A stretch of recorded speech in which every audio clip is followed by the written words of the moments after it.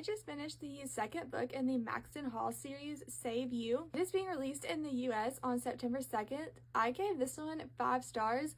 I am absolutely obsessed with this book. I read it over the weekend and I spent the entire time reading it telling my sister how much I loved it, to the point where she was like, "You've already told me this 1,000 times." The book picks up immediately where book 1 left off, and it is full of teen drama. The romance in book 1 was good. The romance in this one is fantastic. It still has the enemies to lovers and the love-hate relationship that I loved in the first book, and it is full of tension and yearning. Literally, the romance is on a whole nother level in this book. It does still have both Ruby and James's point of view, so you really do get to feel how much they truly do want the other one. And like, their romance is a little bit rocky, especially because James makes some pretty poor decisions that hurts the relationship, and honestly they should probably be in couples therapy, but I don't really care because I so desperately want them to end up together.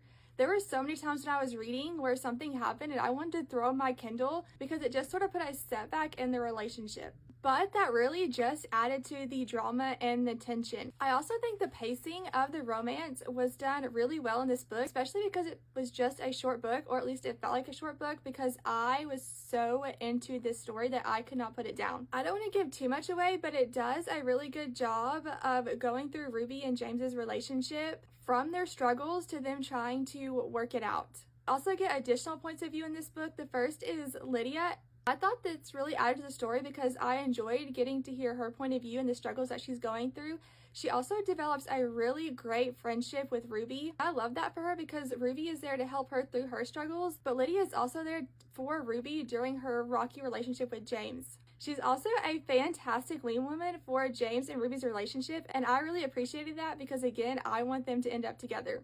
We also get Ember's point of view, who is Ruby's sister. This one I wasn't too sure about at first, especially because it switched to her point of view right after like this major Ruby-James moment, which really frustrated me. But please hear me out that her story is worth the read and is going in a really, really interesting direction, and I cannot wait to see where it goes in the next book. This also ends on a fantastic yet frustrating cliffhanger that makes me want book 3 immediately.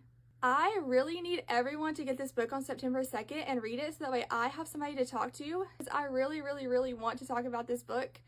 Also, season 2 of this show is going to be so good, and I cannot wait for its release either. And I desperately need book 3.